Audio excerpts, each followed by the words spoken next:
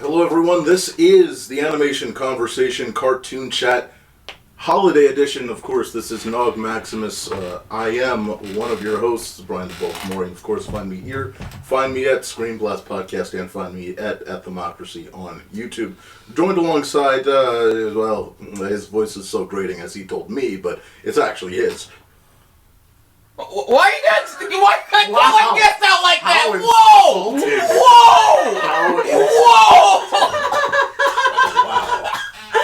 I couldn't have scripted that better. I wasn't ready for it. K9 Biscuits. It's K9 BISKUTS, and I'm celebrating Christmas in space because I'm rich. Alright. You know, it's probably not the best. Earth is for poor people. By the way, not the best time to announce you're rich. You see what they did with the United Healthcare CEO. We're joined also. There's no healthcare in space. I don't need it. Yeah, we're joined also by a new guest here. First time for everything here, Leia. Welcome aboard. Hey. Hello. Now, of course, what we do here, we spend a little bit of time talking about an animated series, an animated film, or a short, of course, on our holiday special. So it's all about just taking a couple chunks of a series or whatever. It's going to just be a series and then one Christmas special as well, and talking about it. We've got 3 in line. Mark, you chose American Dad's Christmas special. One of them, because they have a lot of them. I chose Good Morning Kids USA. Of course, Kids Next Door, and of course, we have the Peanuts to wrap up. Mark, before we get out of this time period of the holiday season, This is a good time for advertisement. If you want to get a good holiday gift, buy Alarmo. oh, Jesus Christ. You really? It just made it sound because it's 2 o'clock. Yeah. It has an hourly chime. Yeah, I don't even want to get into the Alarmo discussion because I'll tell you what, Mark, that is such a waste of money. I'll tell you what, Brian, you're broke. You don't know a good toy when you see one. Seems like the only insult. Look, Seems like your only insult is like, that's a waste of money. So I don't know if you know, Leia, but the Alarmo is a $100 You're getting into it. that you can buy from Temu for $2, right? It's this really cheap-looking alarm clock that Nintendo made. Now, for $100, you can buy a lot of things. I wouldn't just buy a $100. Alright, so here's the thing about Alarmo. It's actually a fun toy because it has a sensor. It can sense your movement, and it has like a bunch of Nintendo soundtracks on there. Ooh, so my phone can't do that. Huh? I can't download music calls. Well, it can't sense you. It can't sense you do the like with your body movement when you're waking up. Oh no, you're right. You're right. It doesn't. Stupid. It doesn't understand when I need Nintendo love. I need some. It doesn't. Happiness. Stupid. Yeah. So shut up. But Alarmo, you ain't got no. Oh yeah, you just put my point. You ain't got nothing to say. You're trying to be sarcastic, but you're actually like spitting down facts. You don't know nothing. So yeah, it's a good system anyway. Christmas. Don't buy Alarmo, ladies and gentlemen. Buy Alarmo. Buy all of them. They're selling out. They're great. They're selling hotcakes. Buy one now. I will be honest with you. I think a lot of people are probably going to buy it for Christmas time, and I'm very disappointed in all of them. I don't. Like I don't really recommend it, but it's like it's stupid. It's a stupid fun waste of money. But I love this toy. It's like imagine if it is overpriced and it is stupid, but I love it. Imagine if your kid asked you for Christmas like to get a Nintendo, and like he opens it up and it's just it's not like he wanted a Switch. Or Switch Lite, which is only $100 more. No. You want to get your kid into video games. Yeah. But they love Nintendo products. Yep. And they don't have a Switch yet. Nope. But they see it advertised and they want the Alarmo. They want the Alarmo. Because if I had a kid and they like wanted like an alarm clock, and I'm like, because like I have a really good alarm clock. It's because like it's not the best alarm clock. Again, I just bought it because it's like an overexpensive toy, and it's like not worth the money, but it's fun. I like it. It's fun, but like Yeah. But like, keep telling yourself that, but huh? Keep telling yourself. It is fun. Okay, is Gran Turismo fun, Brian? It's a simulation. It's not meant to be fun. Keep telling yourself that, buddy. See, I can do it too. How's it feel? Painful. No, but yeah. Yeah. Christmas stuff. Other things you could buy 100 gift wrap. I don't know how you do with it, but you could. Anyway. You can buy two ticket free family worth of tickets to the Craven the Hunter movie. That is true. You could absolutely do that. Yeah. I know I haven't watched One Piece right now, but like my favorite joke I saw online today was like, you know what One Piece is, right? Yeah. Brian. Oh no. But I saw I saw a funny meme. It was like the One Piece better end like this, and it's a clip of the beginning of the SpongeBob SquarePants movie where the pirates are like opening treasure chests. Tickets to the SpongeBob SquarePants movie. Could you imagine? That would be gold. That opening is still amazing. Absolutely.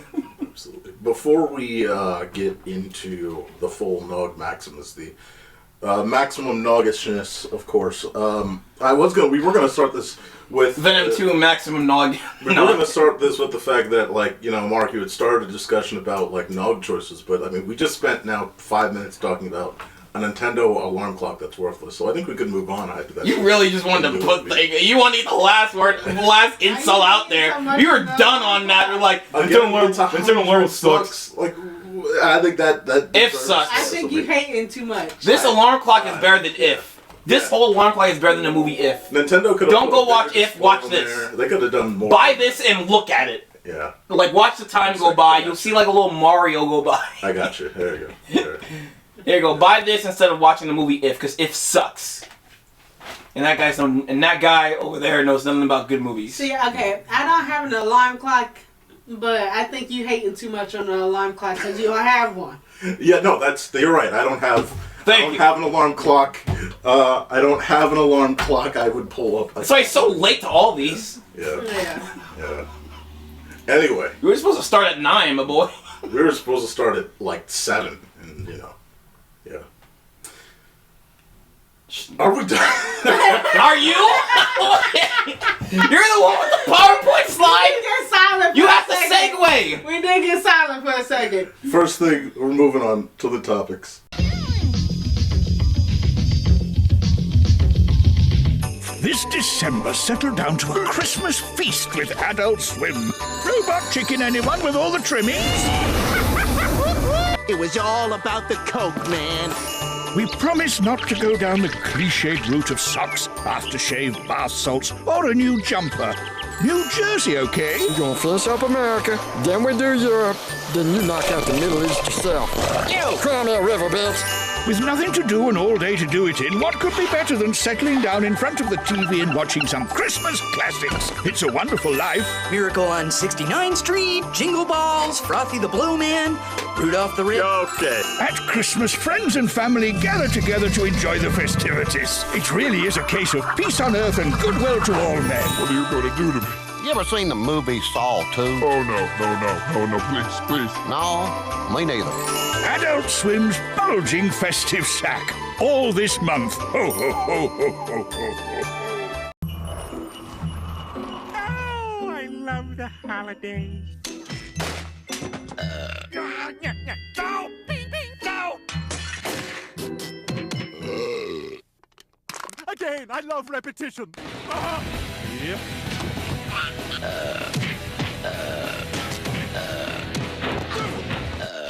Wreck the halls with animation domination. Christmas is dead. What are you doing?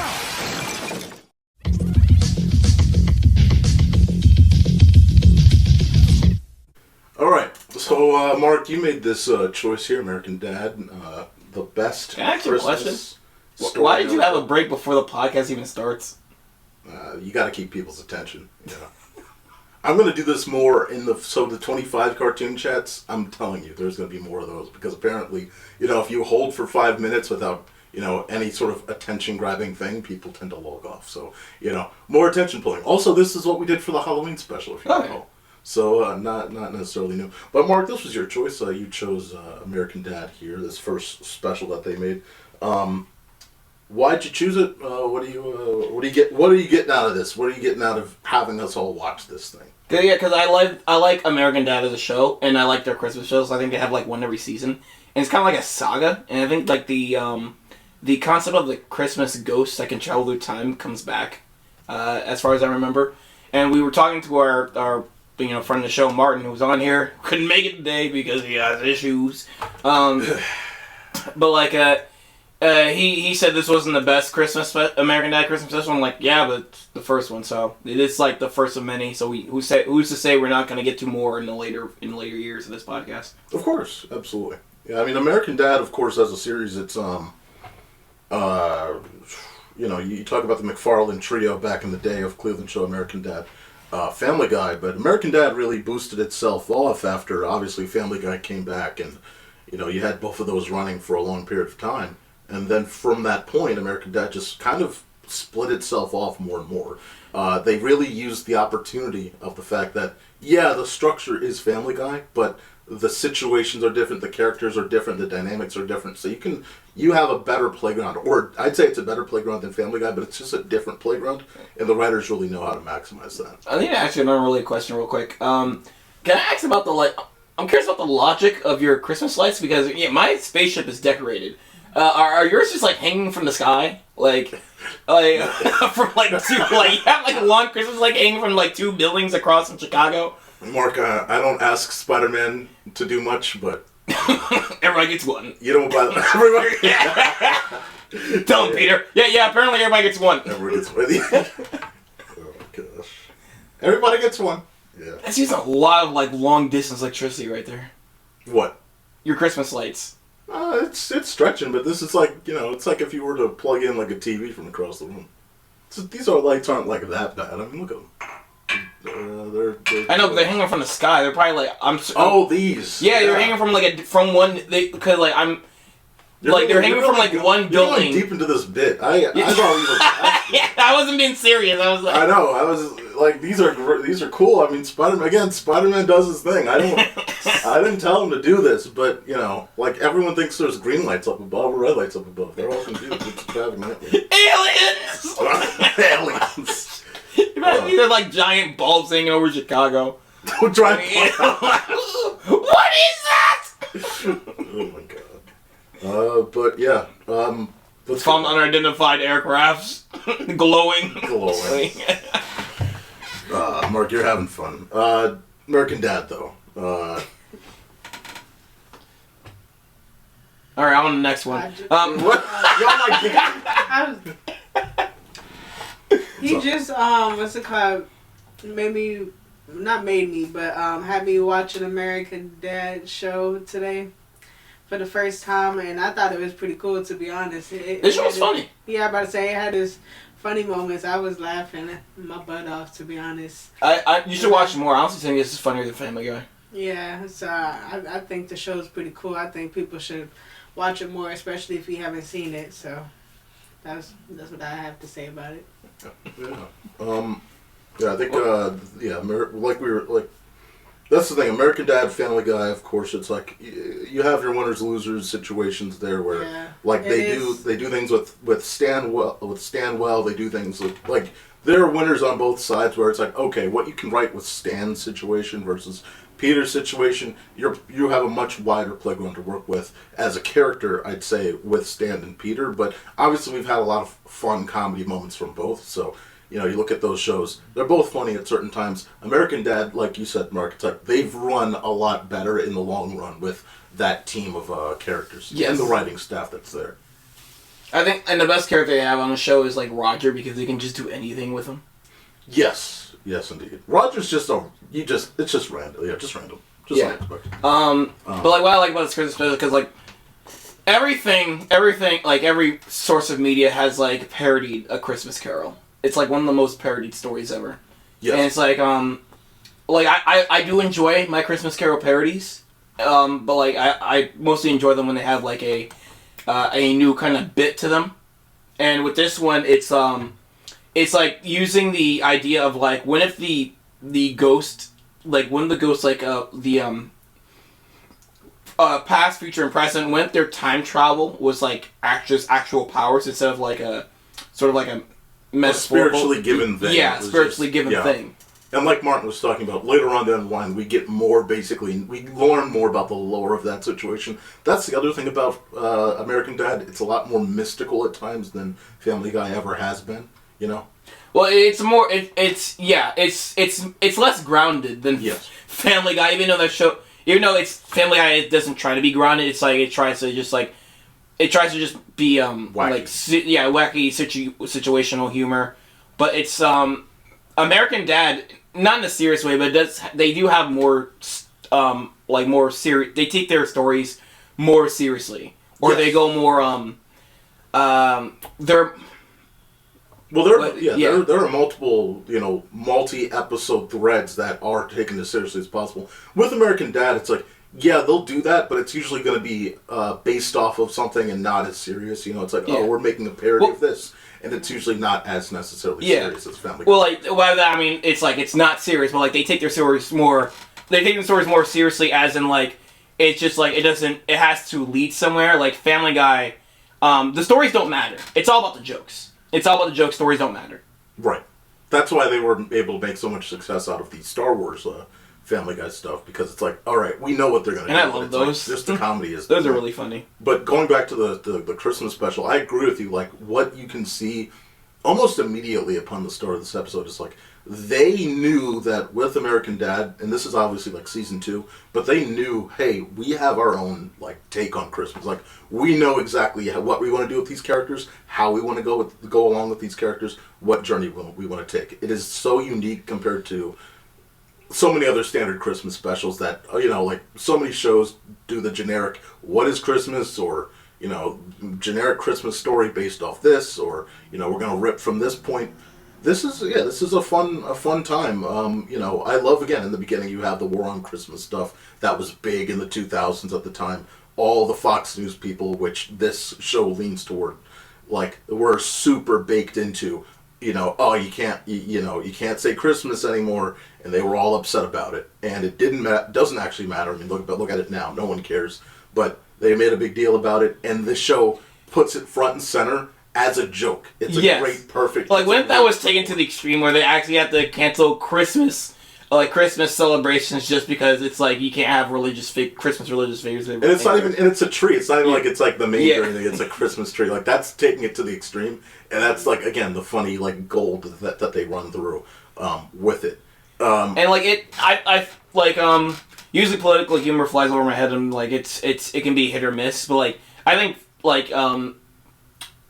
American Dad's political humor hits better, has a better batting average. Especially, I think it has a better batting average than South Park's political humor. Honestly, no, I can't agree. I think they've leaned less. Okay, actually, because the political humor from American Dad was strong in the beginning because that was the point, and then once they realized, we can do stuff with Steve and Haley and all the other cast, these last probably 10 years of American Dad leaned a lot less into politics, actually, because they don't focus on that political thing that, again, American Dad was built in the 2000s during that Bush era, super military, super, we don't like what they're doing. Disregard the whole sentence, I was just, speaking off assumptions, because, in recency, I haven't seen a lot of recent South Park, and I haven't seen that, a lot of recent American Dads, so. Yeah, I'd say South Park isn't as funny anymore. And it's and because of that, it's hit and miss. I fell off after the streaming. I was back on when the COVID special came out. Yeah. And then I fell off during the streaming war special because their analogy just I wasn't. Yeah, it wasn't very funny. 100%. Yeah. They were going to it. It was when they were on it though. And it was a 2-part too. They were on it. South Park, I think first 10, 15 years of the show, they were on it. They knew how to touch base, hit the polls perfectly. I think one of my favorite episodes of South Park is one of my top favorite episodes from the most recent seasons when they had to do paintball with those teenagers. That was a fantastic episode. It tossed it back to felt like an early episode. Yeah, it was fun. But yeah, American Dad though. Yes, indeed. But again, I think this was, you can tell that this was the first springboard, and this was their first Christmas special because again, they really wanted to jump into. Let's make fun of the fact that so many people think of Christmas time as going to a mall filled with people in the hype consumer timelines. Or, let's make fun of the fact that there's that assault on Christmas or whatever, quote unquote, that everyone was overwhelmingly talking about like it was a big deal.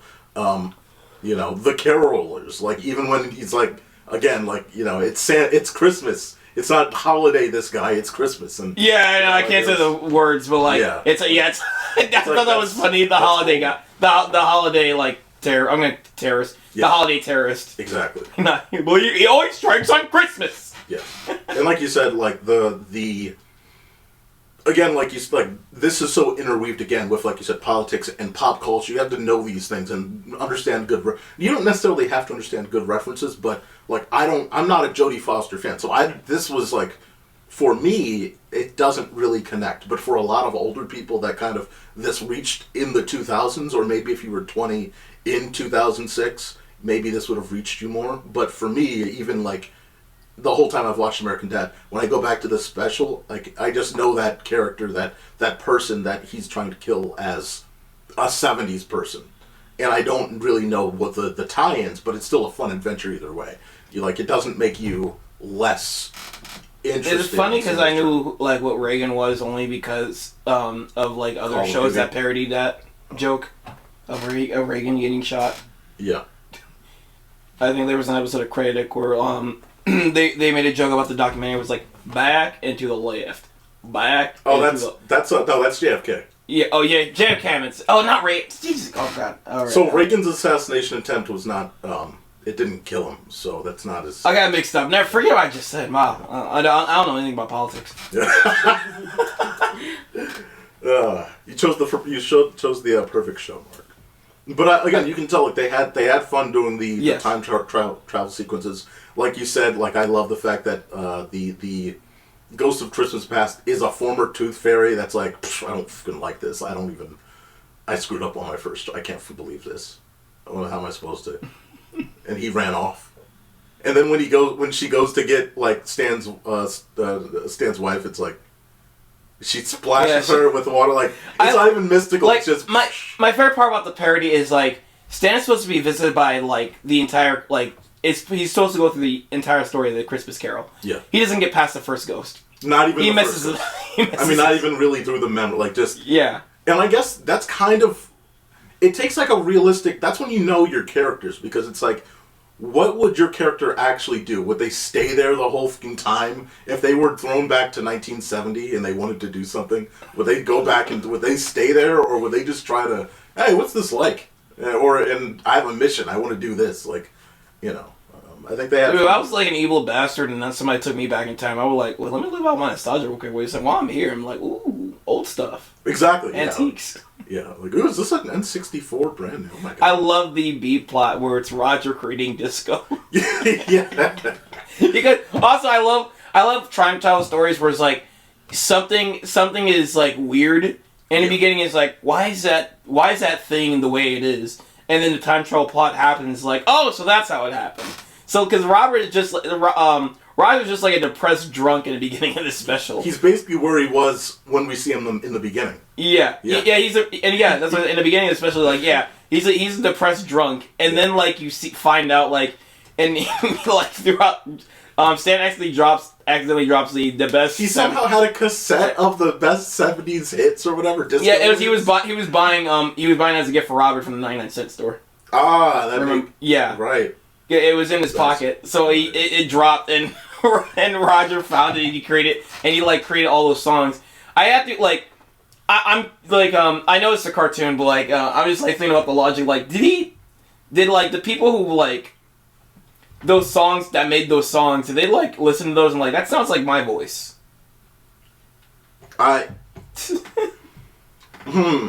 You know, that's quite far to dig into. I will say, I don't know if you noticed though, here's another joke for you. On top of the tower that Roger calls himself Roger Epstein. And it's Epstein Records. Ridiculous. Great joke. Like, it's like, it was just there. I was like, I had to rewind it again. I was like, is that really, did he put that? And yeah. I love how he's so pathetic that like, guy probably is gonna break through the window and commit suicide, but he just like smacks into it. That gave me a good laugh. Can't even do it. I love the special ends with like,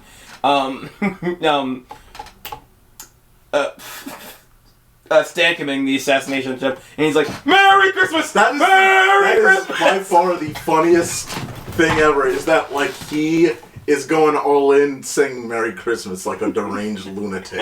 Absolutely funny. I need to use that video clip and just like on Christmas, just send that to people. Merry Christmas, Merry Christmas. With all the gunshot sound effect, insane. Do the hustle. Again, like you were talking about before. Look, the disco thing. Like, the minute that it died, you know it's going to come to an end because it's 1980 by the time he goes to shoot Reagan. Yes. And it's like, disco's dead, so, like, you see all that happening. That's funny as hell. Yeah, I just love how he embarrasses himself. Like, hey, it's my favorite person. I'm going to put you on speaker. Take me on speaker, Roger. No, let's hear what you have to say. Disco is dead. You're broke. You sold 6. You sold 90. 90 million! 90. Yeah.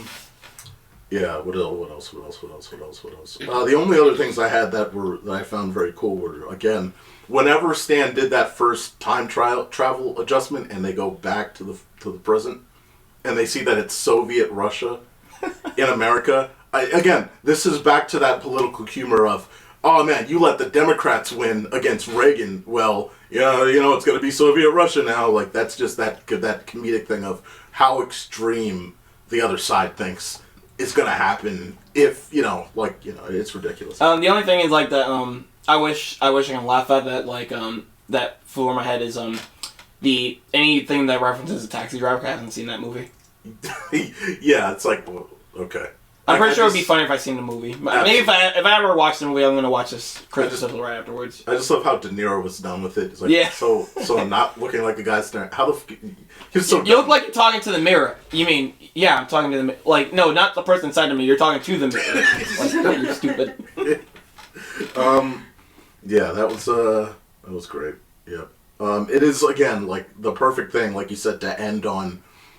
To do that to Stan is insane, knowing that he is a, like, super insane Republican, going all the way in, like, bleeds American.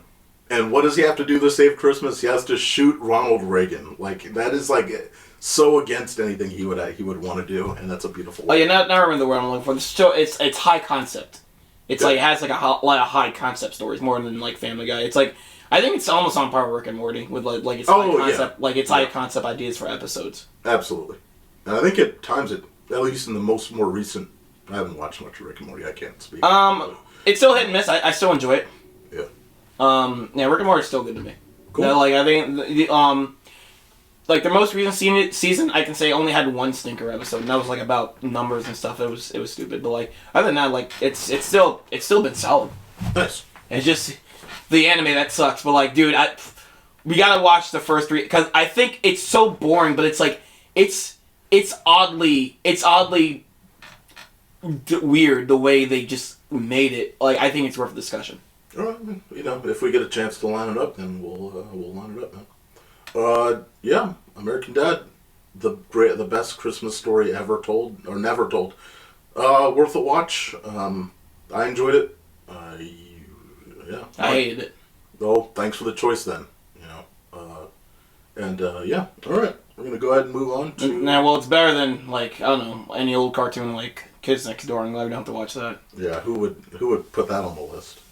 With some idiot.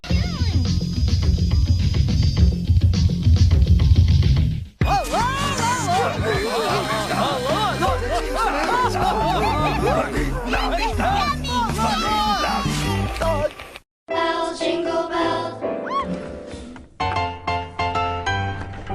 We've been good, well, mostly good. Don't you think we deserve something awesome? If you buy us a Nintendo DS, we'll play Mario games, cause they're the best. And think of the laughs that we'll have when we snap pics of Grandma. We can record our voice and mess with what we say.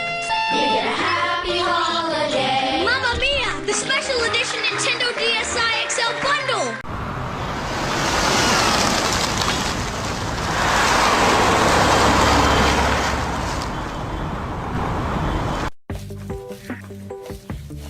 You missed a spot. How come he never has to paint?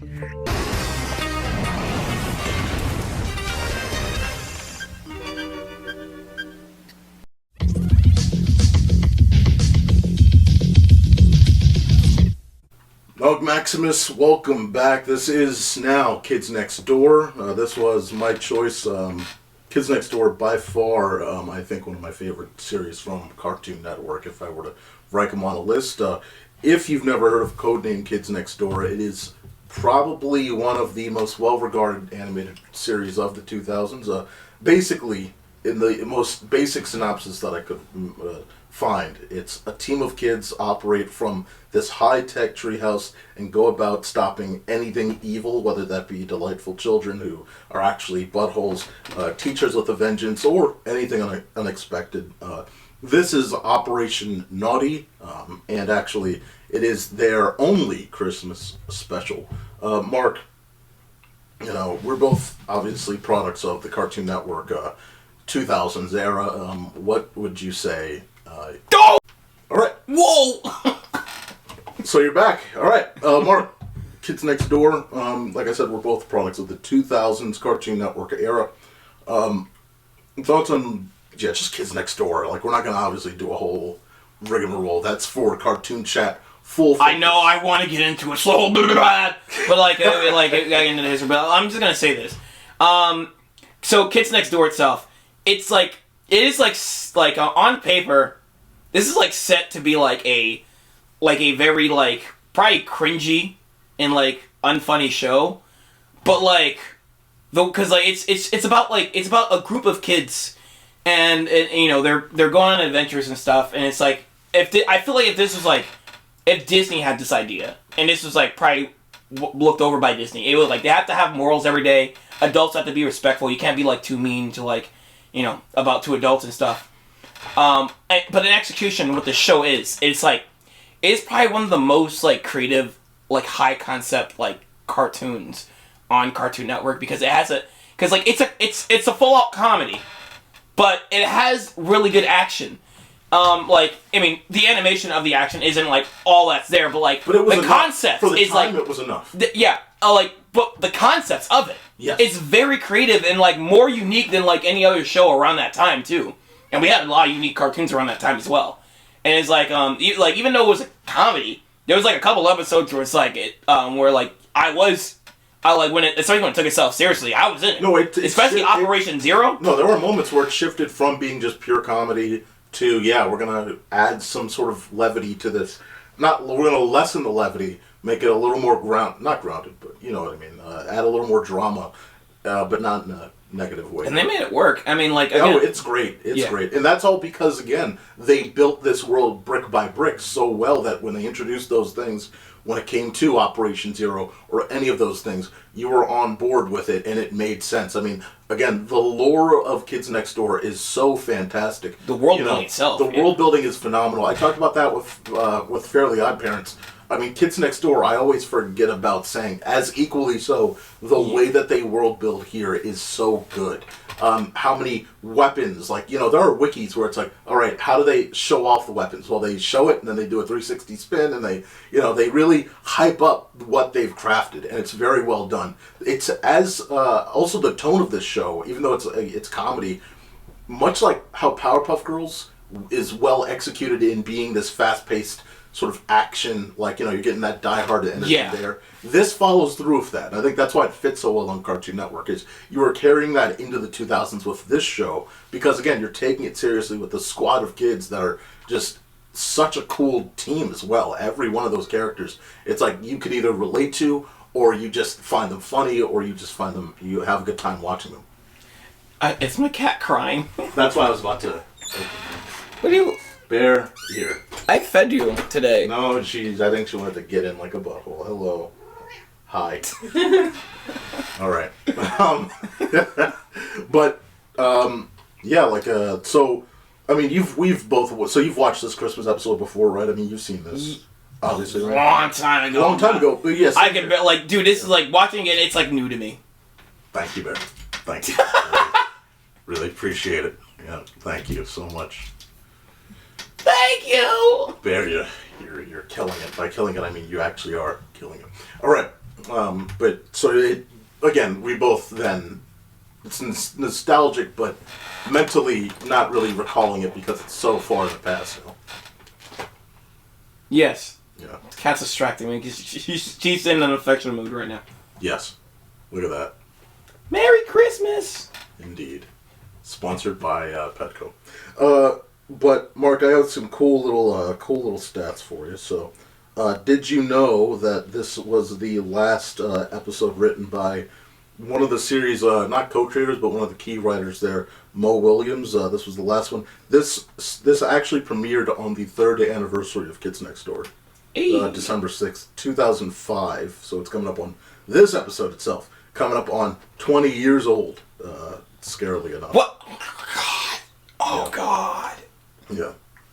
And again, the general synopsis for this, before we get into it, is basically, it's simple. When the kids next door discover a plan... It's like telling me SpongeBob movies is the SpongeBob SquarePants movie is 20 years old. It's already 20, yeah. No, I'm just kidding, yeah. It turned 20 like last week. Yeah. Jeez, yeah. I don't even remember it being a late year release. That's the weird thing. Like, I've watched it so many times on DVD. I don't remember I either. didn't remember it being end of the year. So, I was caught off guard by that. And it was going against The Incredibles. Terrible idea. I mean, bold, but like, you know. I think I can understand why they have the confidence. SpongeBob was big. Yeah, that's right. Yeah, Nick was still. They had done their. Everything was big with Rugrats movie. Was. It's big. like what Paramount's doing right now, but even though they do actually have the upper hand this time, because they're going they're well, sorry, Transformers 1, but yeah. No. Well, with Sonic and Mufasa, they're going against Disney again. Yeah, upper hand.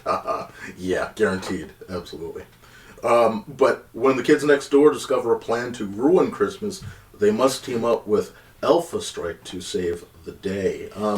Mark, I thought that, again, this is the perfect, like, some Christmas specials are so inside baseball of a series. Like, they're so tightly wound into a series that you kind of want to have some backstory into those characters before. But here, I mean, maybe you want to know about the treehouse, maybe you want to know about a few key things, but here, this is a perfect show if you're showing a family audience this, to just have them jump into, because, I mean, it's so fun. There's so many references to, obviously, like, the X-Men, most notably, but it's just a good time had all around. Which flew over my head because I was not a comic book boy back in the day. Yeah, absolutely. Like, when I rewatch this now, it's like, oh, man, like, this is totally X-Men centric. You got the Wolverine clearly right there. It's funny when you realize it later, because you get that character early, but I thought he was just a buff elf. That's what I thought and then like when he gets into action, like later in the episode, I'm like, oh, that's Wolverine. Absolutely, yeah. I mean, that's what's great about this episode, welcoming people into the show, is you get the action. Like, you get the action almost right off the bat. Like, you get, the elves getting captured. You get the tone also. Like, the tone is, well, it's funny because also the show is like, again, like, that's why I like this concept is like not like monitored by Disney. It's like, I love that Cartoon Network cartoons around this time, especially, they get to be mean. Like, a lot of them don't have to have morals or have to be sentimental. It's just like, hey, these kids are just up to no good, and it's just like a lot of dark humor. Yes. Like, Foster's Home does that a lot. Billy and Mandy does that the most. A lot of their cartoons run a time. It's like, the ending is just, I don't know, something bad happens to the characters. Oh well. But it's funny. Indeed. Obviously, growing ventures around there, and it's like, I love the beginning, because, like, you think Christmas specials are about, like, feeling good inside, and it's like, most Christmas specials try to make you feel a certain type of way. They try to get into your emotional heartstrings. Yes. This one, it starts off with the elves being, like, happy, and, like, they're all making Christmas, and everyone's being polite, and then what seemingly is the kids next door just break in and just starts shooting down everybody with sleeping darts. Yeah, you're like, what the heck is going on here, I think, by the way, like, again, if you knew the show, you would know that those are clearly, like, the delightful children. Yeah. But, like, if you don't, and it was a good refresher, because, again, I hadn't watched Kids Next Door in so long, that I had thought for a second, what are the kids next door doing? Oh, no, I thought that, too. And so like, it's a good trick. It's a perfect subversion there. And, then you see them on the bus coming back, and it's like, oh, they are actually... It's like, it doesn't line up, obviously. No, I thought it was like it lines up a little I thought it was non-linear storytelling, where it's like, oh, we're going to see how they got there. Ah, okay. I don't gotcha. That's why I thought I was going to have him. I'm like, oh no, this is linear. This is full on, and by the time they get back, it's like, it is funny, they get back and they don't see the treehouse, like, they don't see the treehouse until they're on it, it's gone. Also, they have a really funny Care Bears parody, because their fake song, Rainbow Monkeys. Yeah, it gets stuck in your head. Rainbow monkeys, something that fly, super junkies. You're the off of my backpack. Yeah. Alright. All good. And they're like... We're gonna keep that in, and they're like singing it like so it is a variation apparently. They said in the wiki this is a variation. I wouldn't have known it. Like it's 1-to-1 basically, but yeah, pretty close. Yeah. I do like though that once the alpha team is like once they're at the kids next door like treehouse where it should be. And they're trying to take the present from number 3, and it's like, oh wait a minute, like this limited it's like there are some things they don't actually have. That is a funny thing. Also, number 3's kicking their ass. Yes, like it's like the power of. Okay, go ahead. Yeah. This is pre-recorded, so we can just edit. Yeah, there's. I'll be right. Okay. Oh, you're heading out, or you heading bathroom? Where you? I gotta go to my house. All right, cool. Gotcha. Just ring the doorbell when you're coming back. Make sure to full close the doors. That's all. Okay. All right. And I don't know where to throw away that. We'll take care of it. We'll take care of it. Oh, okay. Don't forget. Yeah.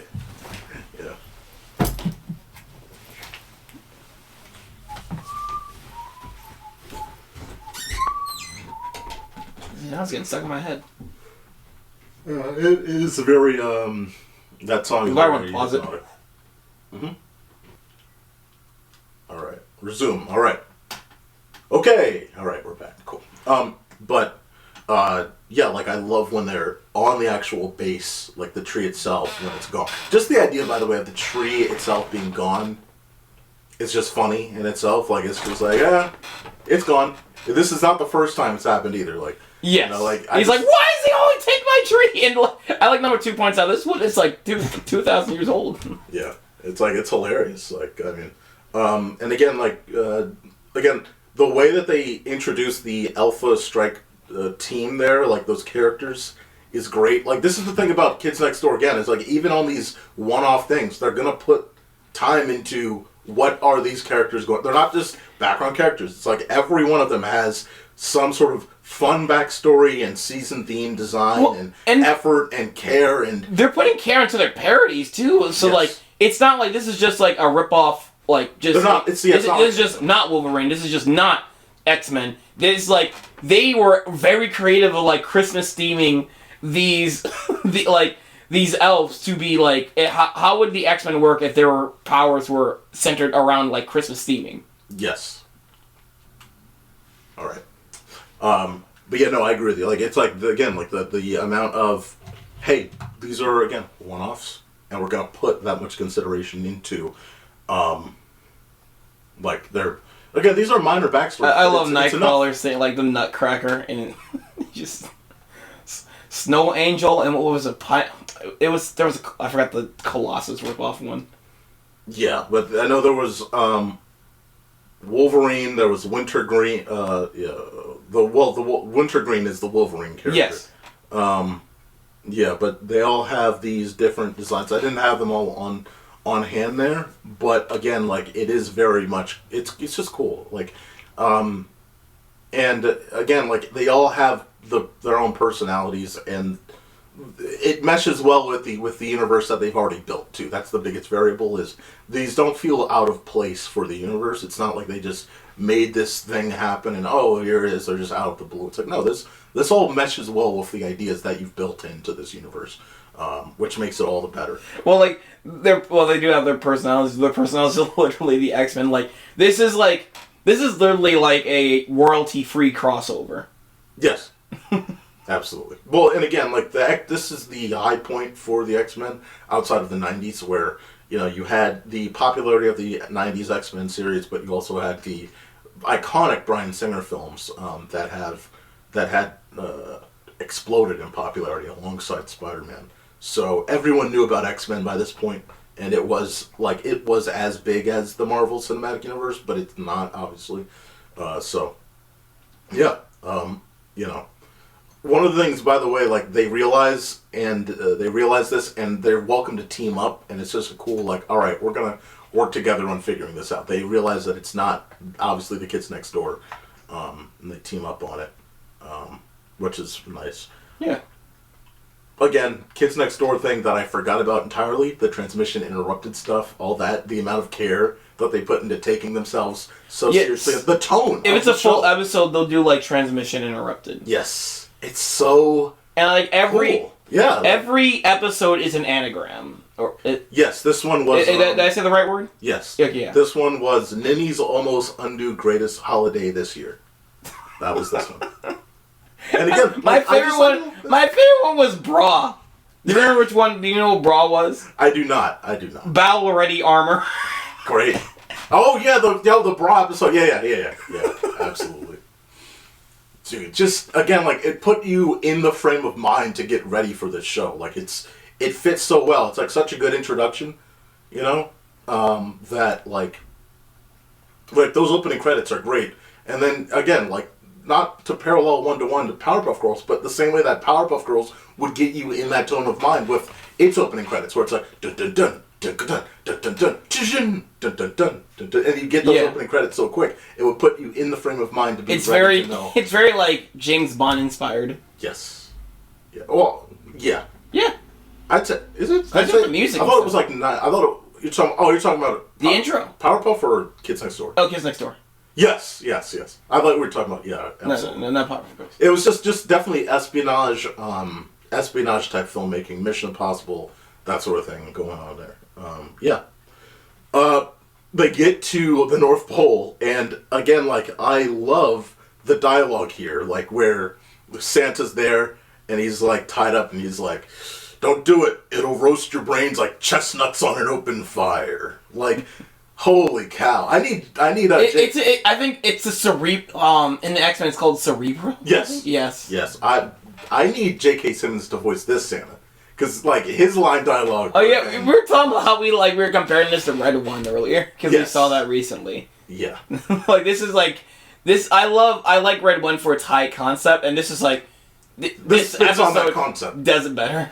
Yeah, it's like it's more simple. It's more simplified too. Yes, like this makes me take Red One down a notch, because whatever concept they had down there already is. Yes, because it's like whatever concept they had, it's like Kids Next Door. That team had to write more of the series and then still come up with this. You know what I mean? While Red One, it's like you could have started from scratch, built that up, all that stuff. You had the time to do that, and instead, I'm not going to get into the watch the review, guys, but.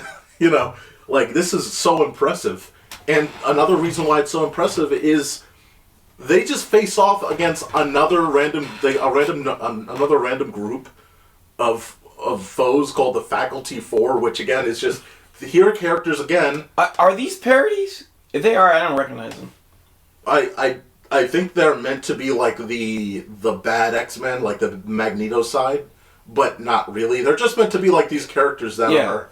They fit for what the Kids Next Door would be against as well, which is here's an annoying substitute teacher, here's an unintelligible tutor, the human text, which is just a bunch of paperwork, and then physically fit-tastic, a PE teacher, and a T-Rex. This show's right. I love how like it makes fun of all the stuff you would hate as a kid, or remember hating as a kid, and it gives you like concept of like everything you would find like hateful as a kid, like. The idea that there's, like, a holiday for substitute teachers. Yeah, like, it's, like, so stupid and funny. Yes. And I love the careless, like, there's a substitute teacher okay, alright. Substitute teacher holiday. Yeah. and of course, that holiday was starting to align, like, with the most evilest kids in the world. And, like, I love the other line when they get beaten, like, she's gonna call the Arbor Day Avengers. Yeah, yes. Absolutely glorious. I just love when they were just listing off like random holidays, not knowing that. Yeah. Like what is it? Like the Storm parody characters. Like I love Flag Day. Like it's like I don't even care about. What about the 4th of August? The 4th of August. I like number one was like. Yeah, I thought that it was great. Again, like, just great. And again, like... you got me French fries? I love it! Before that, though, it's like they go down the chimney to face the delightful children. And I do love the fact that, again, it's not even if it's based off X-Men, but the idea that, yeah, like, you know, they were not going to get their wish. This is too far for them, and their brains are being scrambled, and they're looking like trolls or whatever. Like, yes. I do like that idea. Like, all right. Do you have anything to say about that, Mark?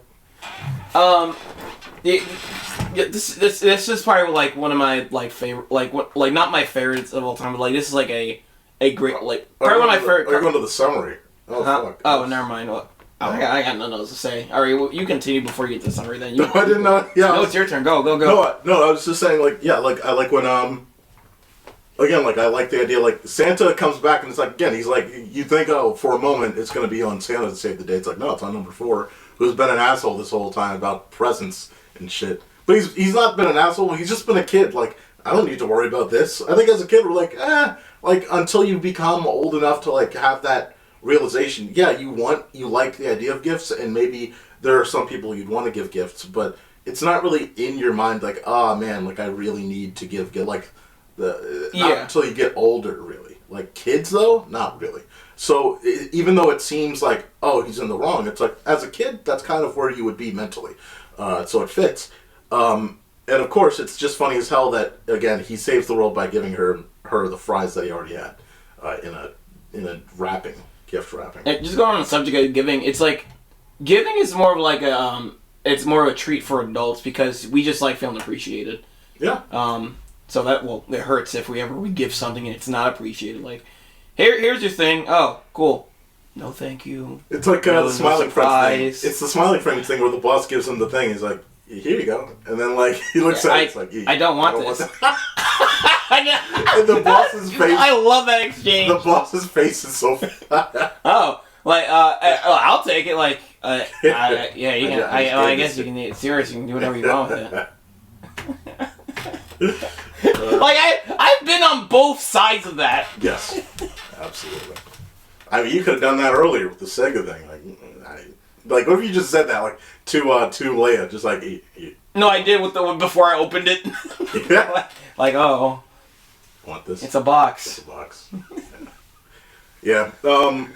Last thing, I do like that, again, the end credits always have something. In these end credits, again, we find that number 3 really, it was not a full gift. Like, of course, it wasn't really a genuine gift. He takes back. Number 4 is so nice. She puts him up on this thing that's like just to prop it up, puts on a little pedestal there, and then within 3 seconds, there's number 3 to take the fries back. Take the fries. Okay, also, those fries look soggy.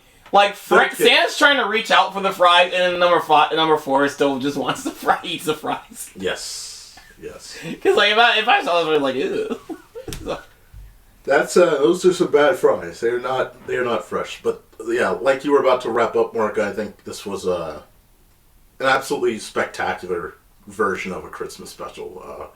Better than Red 1. Don't go see Red 1. See this instead.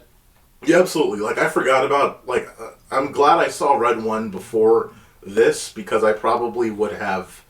This would have tainted my viewing of Red 1. Is it funny that Red 1's probably going to be out of theaters by the time the holiday season is around? It's already got a streaming date. I think it's the week before. Oh, yeah, they're trying to make their money on streaming. That's why they don't care. Yeah. They don't care. It's over. It's over. But, yeah, this, like... Just $2. Buy this on Amazon. Like, sadly, Max... It is weird. Because of David Zaslav is like, I hate cartoons! Yeah. And he's deleting everything. So you can't find this on streaming services, but like, hey, this is a $2 special. Buy for $2, or you know where to go. If you gotta find some cartoons even then, for free, it's been tough. Like I was looking for it. You can find Kids Next Door online usually. I think you have to like go search deeply through to find Operation Naughty for some reason. Okay, I was trying to watch Johnny Bravo episodes the other day. I had a hard time finding them. Yeah, it's like they're starting to crack down on it. I hate it. And physical media doesn't exist for like complete seasons of a lot of these shows don't exist. And if it's new physical media for it, they're charging a bunch of it. If it's old, you have to get a fan made one. You just have to get fan made ones. Yeah, absolutely. It's the only way. Mark, Kids Next Door, absolutely fantastic. We'll do. This is another. Again, we talked about it earlier. This is another cartoon chat, like you said, about going back to American Dad Christmas specials, like Kids Next Door, like finding 3 random episodes and just going at them. Absolutely, we're gonna do that at some point. You like, and I don't mean to go off subject again, but like, just going back to the HBO Max thing. I forgot we had this cam. Yeah, recently, they had like an advertisement for HBO Max, and also all the animated characters, like saying how like drama shows is like beating them out in views, and like Bugs Bunny giving like a coach speech to all of them, and that was recent. And then like a couple weeks after that, their news came out that Max was like canceling even more streams. It's like, because even I was watching that commercial, like it's so ironic because they're trying to take out animation, and like of course the irony is just like it's even more relevant because weeks later we get news that they're canceling out even more animated shows from the service. Yeah, it's like, again, why would you even bother making that ad? Because you know these cartoons aren't going to last on there. It's such a slap in the face. It's like they're expecting that most normal people don't know about it, and I think it's traveled pretty well. But obviously, most normal people, you ask them, they don't know about it. But it still is disappointing. And Warner Brothers, as much as again this year I've given them praise theatrically for like Furiosa and Twisters and Godzilla Kong and Dune 2, and like they've had a good lineup, but like how they've treated their animation is atrocious. And no better example of that is The Day the Earth Blew Up, which still just has a next year release date, but will be in this year's Academy Awards. So we have to find a way to catch that. I'm so pissed. I could have seen it by now. I missed the freaking premiere. In Germany? No. It was in California. Yeah. But like I was gonna buy tickets, but like in real time as I was buying the tickets, the price to get to LA was kept going up and up, and I was like, fuck. You would have been our insider on that film, guaranteed. I would have bragged, so I would have been like, that movie was great. Every movie we would have seen after that, I'm like, yeah, well, Wild Robot was okay, but wasn't The Year Blew Up. Look Back was fine, but wasn't The Year Blew Up. Yeah, the movie was too good. Every movie's like lesser to me now. But then suddenly though, you would watch Wallace and Gromit, and like that would confuse everyone because like you would place wherever you place Wallace and Gromit would be like right above whatever like The Day the Earth Blew Up. And it's like, so if Wallace and Gromit is like number 2 on your list of animation, that means that there's Wild Robot is better. But you'd be like, how the Wild Robot has to be number 3 if I already saw The Earth Blew Up and Wallace and Gromit. I see. I can. Who said that? Like who makes my rules? I can have 2 number 1s. Both Wallace and Gromit and Earth Blew Up. They're both number 1s. It's a draw. Jeez. And for the first time in Oscar history, we get a draw. Both those movies will win. Well, that's my prediction. I wish, but imagine like they read the envelope like it's a draw. Everybody wins. No, what if they shut off the entire award show once they say that? It's like they broke some massive rule, and so they have to go back and revote everything again. We must alert the council. Kids Next Door, guys. This was great. We're gonna go ahead and move on to the last on our list. Rainbow Monkeys. From the Grinch, and from Max, and from Cindy Lou, and the thousands of banks, you can take one or two that care for your savings and checking accounts, and provide loans you need in all kinds of amounts. From the full-service banks that serve you all year, may this special season be full of good cheer. May your Christmas day be so very, very wonderfully, happily, joyously merry. It's a holly jolly Christmas special for the entire family. Don't miss Rudolph, Sunday, December 4th, in color on most of these stations. Thanks for the Christmas in color. I didn't send you a Christmas card, Charlie Brown. No, it's like. Just imagine when people like seeing like a color special for the first time, and it's like, oh my god, it's the first time we're not going to see something in black and white. Here it comes, the first color program. It's too bright. My eyes. I'm epileptic. Oh my god. Alright, enough. Alright, welcome back, ladies and gentlemen, to NogMaximus. Of course, this is, we had to end it on one of arguably the most iconic, the standard bearer for Christmas specials in the animated space, at least. 8 Crazy Nuts! Oh yeah, definitely. Adam Sandler's Neon Genesis Evangelion. I thought you were going to say the bad guy's Christmas. Oh god! Of course, I think at this point, you know, like I think I have a Halloween special too. It's like you talk about these like iconic ones, and like I will say for me, Rudolph, like my family, we watched Rudolph more, I think, or I don't remember. I remember watching Charlie Brown, but I don't. But it's not as much as I do the nostalgia of Rudolph. Rudolph kind of was around, and also I just love the motion form of what they were doing there, the character designs, all of that. Even like as a kid, especially. So like yeah, Rudolph held on for me more than this did, but this one is in my brain more than Rudolph, way more than Rudolph, and I don't think I've watched the entirety of that Rudolph Christmas special until like 3 or 4 years ago recently. You know what's funny is I watched that a number of times, but I didn't I think I've watched have you watched the New Year's Baby follow-up film for Rudolph? No, I stayed away from those extra Ralph Bakshi stuff. Yeah, there's a follow-up where Rudolph is helping he goes back to the Island of Misfit Toys, and I think, and yeah, I know there's also a remake too. Well, no one talks about the remake. Is that like bad CG? Is that? I think it's also stop motion, but it's just like modernized. It's still short as well. Gotcha. Still short. I think it's meant to be like in 3D, like in stereoscopic 3D. Ooh. Like, whoa! I'm coming out of the screen. That was a big deal. Gonna take your genitals. Oh my god. That was a 3D effect. But since you're more nostalgic about Charlie Brown Christmas, what do you... This would not stop coming on TV. This was coming on TV. My favorite cassette tapes are like the Rugrats stuff, and like I would watch the Rugrats movies a lot. Ooh. And like yeah. You know when you watch a certain DVD or a certain tape, besides the movie itself, you always see the same previews. And one of those previews is like before seeing the Rugrats movie, you get the advertisement for the Charlie Brown like on video, and you have these kids talking about like it's not the Easter Bunny, it's the Eagle Beagle. And I watch them all holidays, and have these adults getting interviewed. They're for kids. No. They're for kids. They're for adults and for kids. Did one of the kids go, "Wait, is that in full color?" My eye! I'm sorry. Oh, that was cool, man. But yeah, no, I feel you on that. Like, you get those repetitive, like you love that VHS tape or DVD so many times that you're watching it. You hear those same pre-ads, and it's like, oh my god, like. Even if you haven't watched the certain thing that many times, because you see, if you watch it once, but you see it advertised all the time, it will just stick in your memory. Yes. Absolutely. Like. Yeah. No, I feel it's like it's.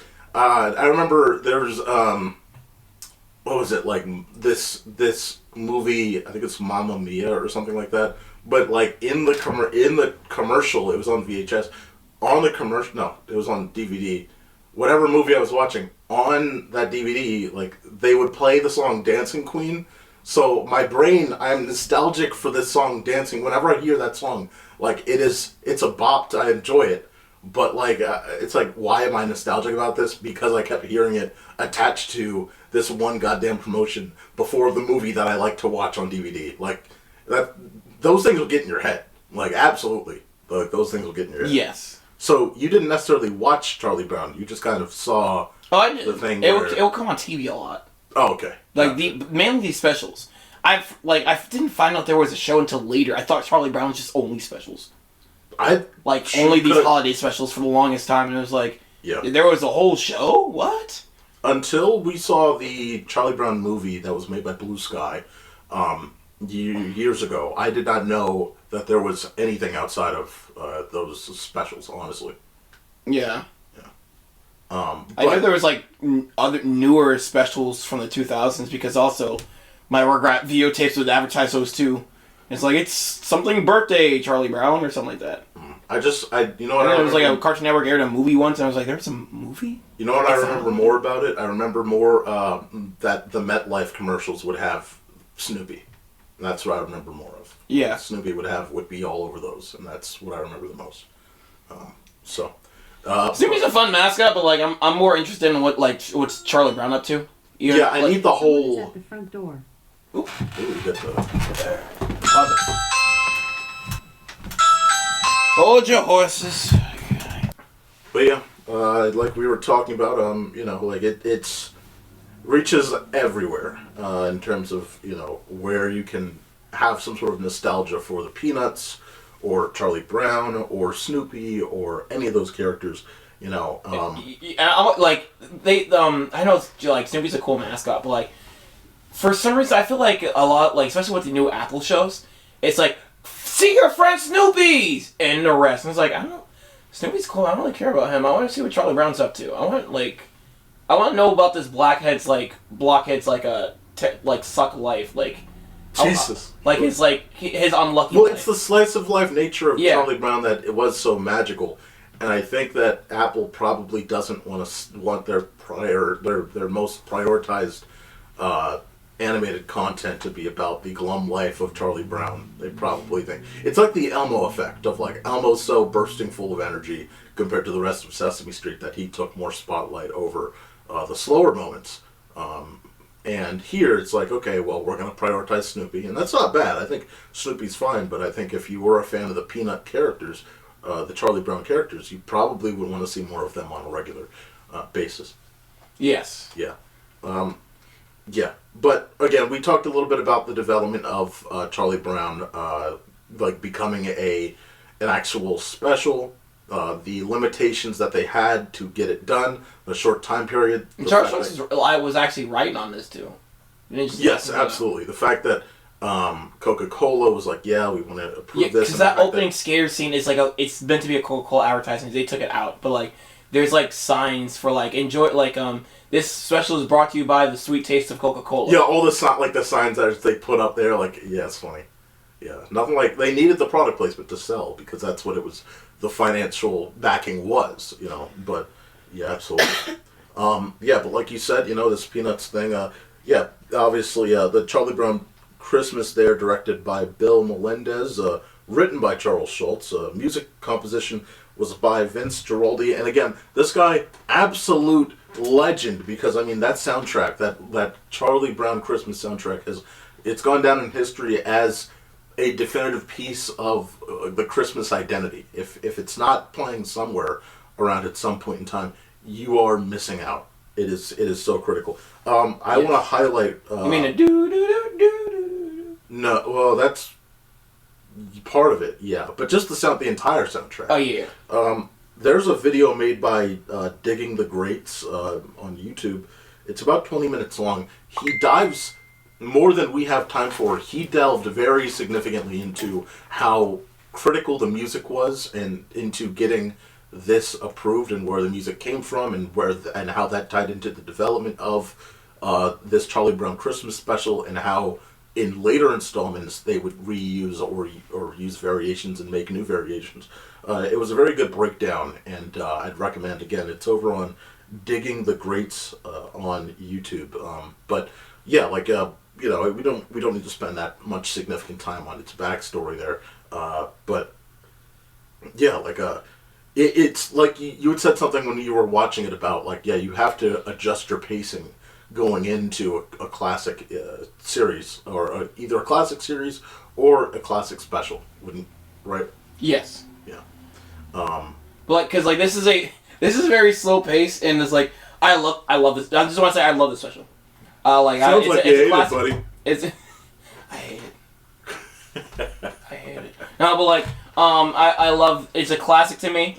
The thing is, I gotta be in the mood for something very slow pace. I gotta be in the right mood for it, and I forgot to watch a lot of these episodes last minute. I started watching a lot of these episodes last minute for the podcast, so I was like, shit. I want to try to get these podcasts done in time so we can go see a movie, and it's like, tap my foot because these are very fast paced jokes. But like, still good though.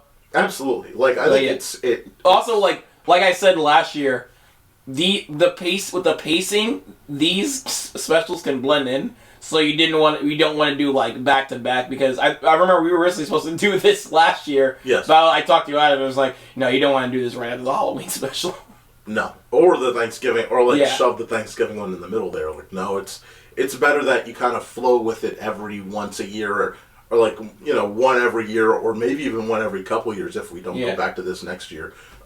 Yeah, absolutely. I think next year I want to do like a February's class because I want to do a Garfield special, either the Halloween Garfield or the Christmas Garfield. It's so funny because like Garfield. those two were tied at the hip for a long time. It looked like through many promotions of, hey, we're going to air this and the Garfield. Or like they seem to be 1-to-1 like partners for a while in how they were airing.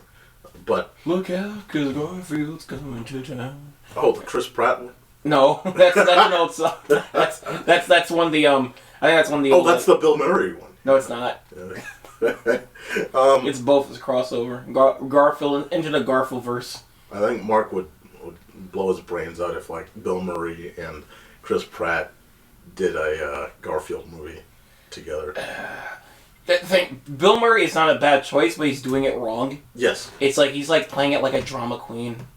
Like Garfield's just supposed to be like mellow tone and like just bored and mellow tone, and Bill Murray just like playing it like very like I can't really do an impression right now, but like he's just playing Garfield like just like a drama queen. He's just like he's a different character the way he's playing it. Right. Yeah, like now getting back to Charlie Brown. Keep going on. We did this for Kid Next Door too. Absolutely. But I do, again, like the reason I think that this is timeless, outside of obviously some references of the time period, just a couple lines there that kind of relate you and throw you back to, like, for instance, like, there's a line where Lucy says, where is it? Like, he's like, Beethoven, where she's talking to Schroeder about Beethoven, and she's like, well, he's never got his picture on bubblegum cards. It's like, no one cares about bubblegum cards anymore. That was a thing when this was new, but no one cares about bubblegum cards anymore. That's probably one of the only things that date this. Realistically, now there's not many plays. Like, I mean, I guess elementary schools still do that, but I haven't been to a school in years. And what are you talking about? You said you walked into that elementary school last week. What were you doing in there? To shoot it up. Oh my god! You want to get dark? I'll get dark. But I'll get dark in a different way. If I'm gonna be put on a list, it's a list of murderers. Right. You want to get nuts? You want to get nuts? Let's get nuts. But yeah, it doesn't. Let me get through this point quickly here. Again, it doesn't show its.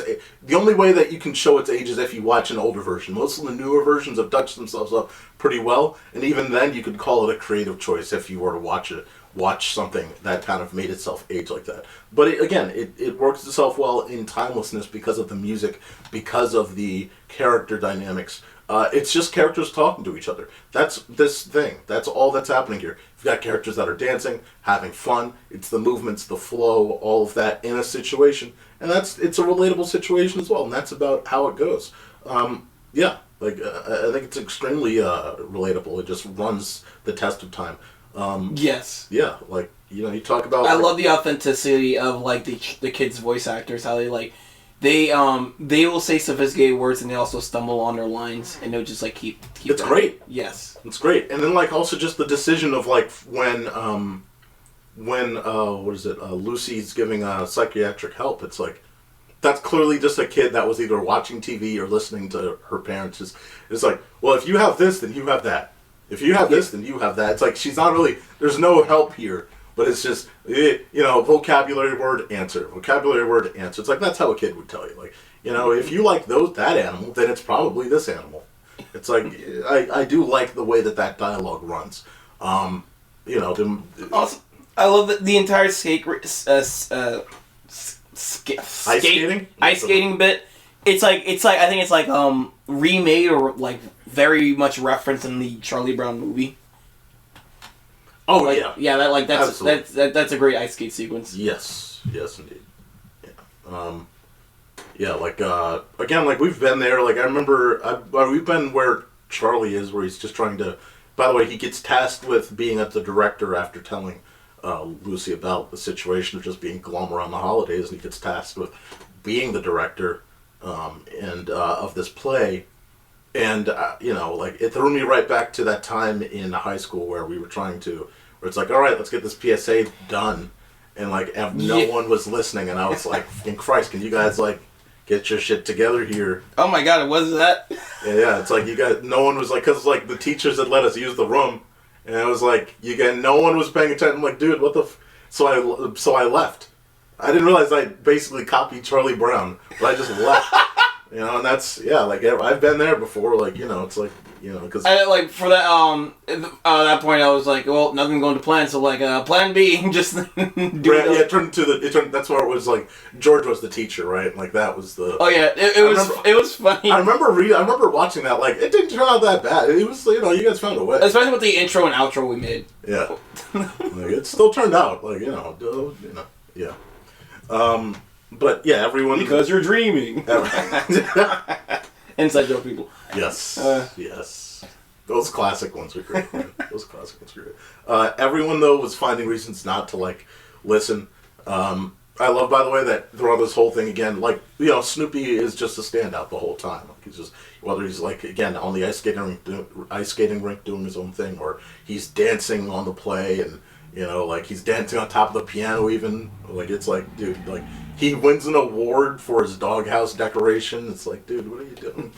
My own dog's gone commercial. And I think in this world, like as adults, like you see that cynicism of the year to year. Like we're back again at the Christmas time again, and this is gonna at December 26th, or even let's wrap it truly at like New Year's Day. It's like none of this.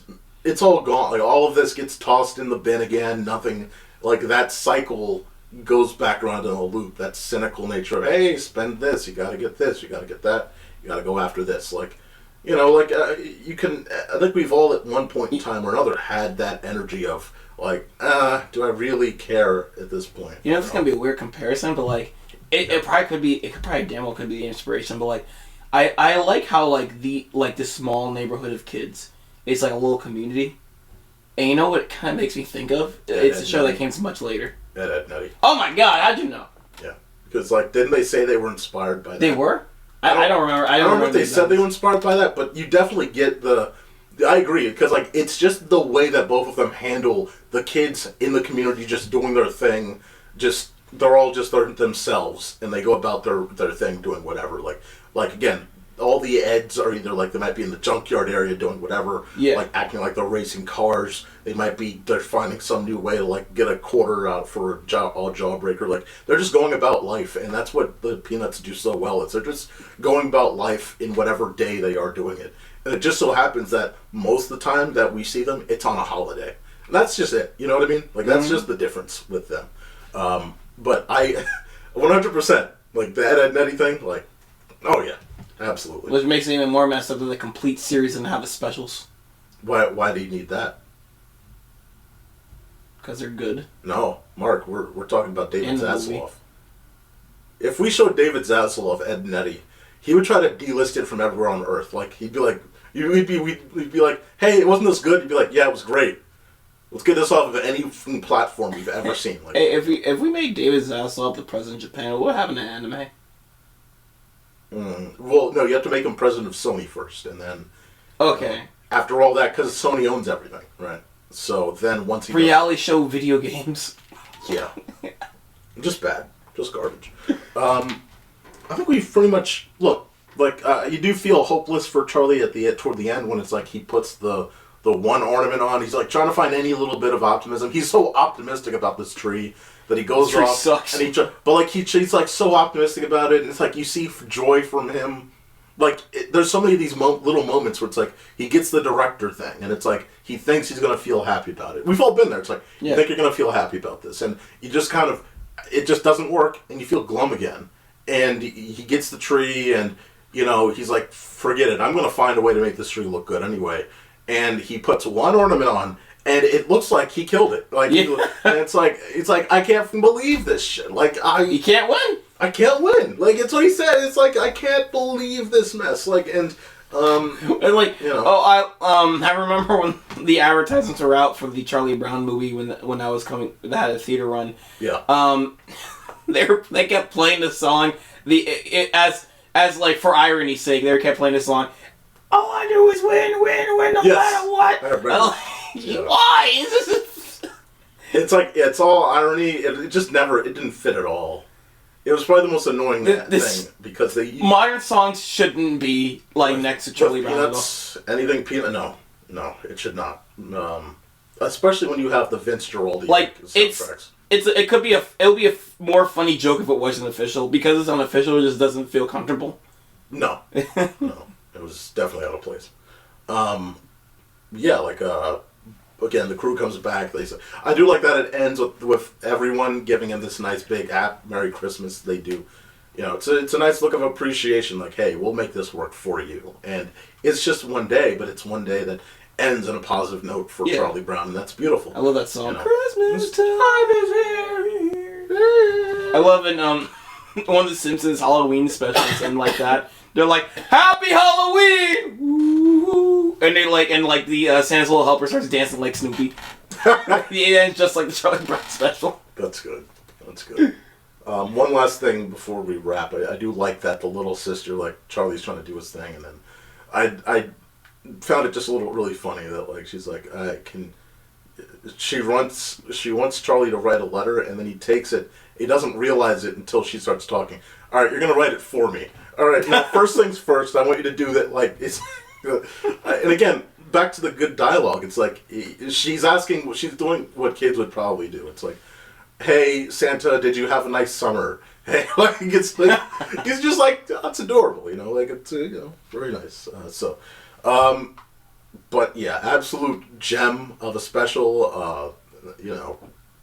They had a good time getting a chance to watch this. And here's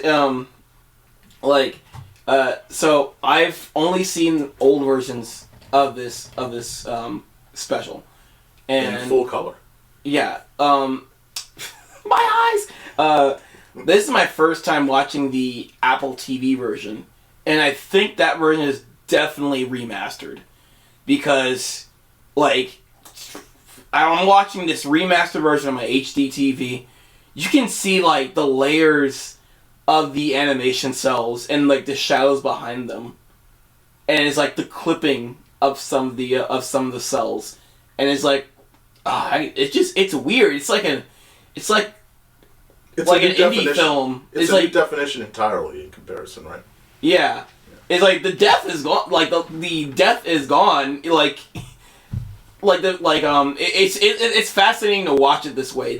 Just to watch this fully remastered in HD. Yep. It's just a different experience. It's if you've seen it before already. I mean, that's the thing is I watched the 1965 release on archive.org. They had the 1965 or at least someone that had recorded it basically, and then they put that on there, and it's you can see it's so old looking and things like that. But there's moments where you can see the different layering, and I could only imagine how beautiful it actually looked in such a definition. That had to be absolutely brilliant in comparison. You get the full color, notably at the Christmas tree point. I'm guessing that looked great because you got to see all the different height levels of the trees. You got different designs and things like that. It's like the first South Park short where you can just see their cutouts on the paper. It's weird, but it's fascinating. That's cool. Hey, I mean, if there's another way to watch, basically, and it unfortunately is only on Apple TV. Well, I recommend either both. If you want the depth, if you were watching it for the first time, see an old version. If you've seen it before, it's a new experience to watch it fully remastered and just see the layerings of the. You just see the full layerings of the cell animation. And if you want to see an alternate universe, watch Ed, and Eddie. There you go. The Christmas special. Indeed. All right. So I think that wraps it, Mark. It's Christmas again. Charlie Brown won a dog for Christmas. Charlie Brown. Christmas is happening. Charlie Brown. Apocalyptic Christmas. Charlie Brown. So many Christmas movies. Yes, indeed. It's global warming, Charlie Brown. Trump won the elections, Charlie. Save us from climate change, Charlie Brown. It's 9/11, Charlie Brown. The United Healthcare CEO has been shot. Charlie Brown. You imagine that on the cassette tape cover. They found the shooter at McDonald's, Charlie Brown. Yeah. Joe Biden can't hear us, Charlie Brown. It's Columbine, Charlie Brown. Oh, Jesus Christ. Alright. Guys, this has been not part of the animation. This has been the animation conversation. CartoonChat. NogMaximus. Of course, if you're watching this on my channel, or you're watching this later on ScreenBlast, we will be coordinating this with the previous year's episode, Olive the Other Reindeer, so you can hear us talk about that simultaneously right after this ends. It'll be chunked together in the Mega NogMaximus, or whatever that'll be called. It might just still be called NogMaximus either way. We didn't have NogMaximus last year. We'll probably keep it NogMaximus unless we find a better name next year. So yeah, this has been NogMaximus. Mark, did you have fun? No. Okay. Good. No, I did not. Good. Sorry that you made fun of my fucking clock. But yeah, if you're justified. But like, if you're watching this on Christmas, why are you watching two losers? Like, spend time with your family. If you don't have a family, why don't you just find a wife and make a family? What are you doing? It's that easy. By the way, that reminds me. Only losers watch ScreenBlast. By the way, Lucy, by the way, was right. She was right on the money. Because she was like, remember when she was walking around with Charlie Brown, and she's like, I never get what I want. And then Charlie asks, well, what do you actually want? Because she says she gets toys and all that. She was right on the money back in 1965. She said, I want real estate. And you know what? 1965 real estate compared to today, holy cow. Can't imagine. Holy cow. Good job, Lucy. You were on it. You had no idea. I wish I had a doggone commercial like Snoopy. Yep. Because Snoopy has the right idea, trying to make that money. So, I mean, Snoopy, the Target dog, they both, they're making trillions of dollars. Target dog's not a character. He was born to be a mascot. He's not getting any money. He's just like the money maker, but like all the money's going to Target. Who, Spot? Yeah. Yes, no, Spot, I think he just gets shoved into a cellar. He gets shoved into a broom closet. A broom closet, and then when they have another totally Target ad, they toss him back out again. But you can find NogMaximus, of course, on CartoonChat, which is on the ScreenBlast podcast. You can find ScreenBlastPodcast.com. We'll have all of your podcast options. Show the eggnog! Show the eggnog! Oh, I forgot. We're licensed to show Nog on NogMaximus. We're not sponsored, though. We don't even know who makes that brand. Clover Valley. It's the Dollar They suck. brand. So do better, Clover. I think they did fine. Let's do a reverse ad. Like, hey, if you want to die, buy a Clover Valley. Buy Clover Valley eggnog. Oh my! You started this conversation. We might as well started this podcast with this conversation. Briefly, I will say, if you're looking for the best eggnog, I'd say Southern Comfort.